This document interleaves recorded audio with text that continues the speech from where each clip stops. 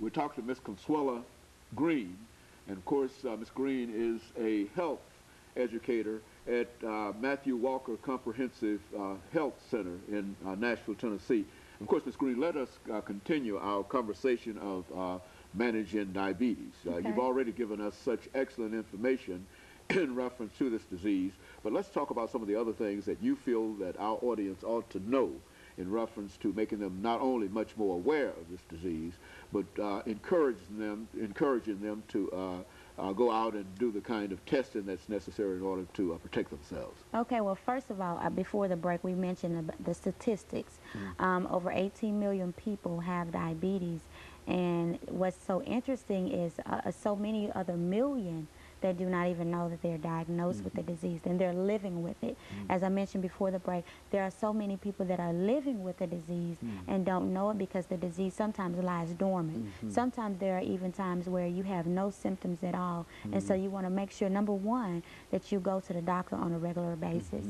At Nashville Reach 2010, the Access to Healthcare team, one of the things that we are trying to do is improve the primary healthcare services of North Nashville, and that's just not particular within the North Nashville area, but in general, making sure that your physician provides you with quality health care, and you as the patient are empowered to, number one, go to your physician.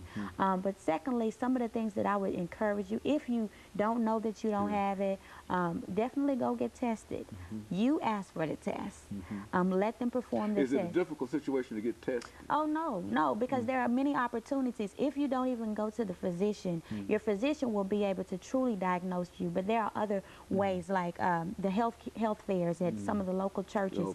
They present glucose and cholesterol testing, and that's something that our screening team is mostly involved in, and that's something, that's an area that you can definitely get tested, and then they can refer you on for treatment. But definitely go to your physician, have a working relationship with your provider. If you do, you can also, if you do have diabetes and you have been diagnosed, then one of the key things that I would tell you is don't be afraid of it. You have to make sure that even though you have it, don't deny it. Don't say, no, I don't have it. Just accept it and move on, because it's not a death sentence, but it's something that you can manage. And in managing the disease, some of the things that you can do, you need to do it with an entire healthcare professional team. That's not just your general practitioner, but that's your nutritionist. She can help you with how you can go about eating, and we have a nutritionist on board at Matthew Walker. You need to have a nephrologist, somebody that can help you with your kidneys. You need to have an ophthalmologist to get your eyes checked. You need to make sure that you have a podiatrist to get your feet checked so you don't have any amputations. All of these people play a key role in the success of your overall treatment plan. If you're just going to one and not following up with the others, then you're really not doing yourself any justice. So that's one of the things. And then I would encourage you to definitely share with your family.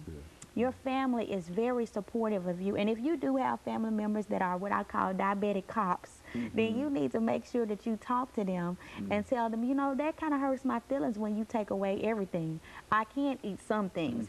And that really comes from just immaturity and them not understanding the disease. And so it's up to you to make sure that they are aware of the disease, what they need to do, and what things you can't eat. Especially if you go into a high and low blood sugar, they need to know if you go into a low blood sugar that you need to take a half a cup of orange juice or eat 5 or 6 hard candies. If you're in a high blood sugar, that you need to contact your physician to make sure that this is not something that happens regularly. These things are some things that they need to be aware of, not to beat you over the head, of course, but just to make sure that they are supportive of you. And then just to know that you're not in this thing by yourself. We have there are numerous support groups, and we don't like, you know, to say support groups, but we call them empowerment classes. At Matthew Walker, we have a Managing Your Diabetes program. That program is just growing by leaps and bounds, and this is just individuals who come and say, you know what, yes, I have the disease, but yes, I know I'm not in this thing alone, and I need some help. And so these individuals come, they learn, they have educational seminars. We bring in experts, because we do not proclaim to be the experts in everything, but we have experts that come in that will give them the testing that they need Follow up with your physician. Follow up with your physicians. Take your prescribed medications as follows. And you know, I know a lot with the TennCare issues and everything. There's a lot of people that's going to be cut off accessing healthcare, and they're not going to be able to get their prescriptions. But I would encourage not to take a pill a day and skip a day, or take somebody else's pill. None of that is going to help you. But making sure that you, number one, treat yourself and your health as first priority. We take care of everybody else, but when it comes to our health, we don't take care of ourselves. And so that's things that I would encourage an individual who is living with it or who has a loved one to do, as far as it is in regards to diabetes. You know, and of course,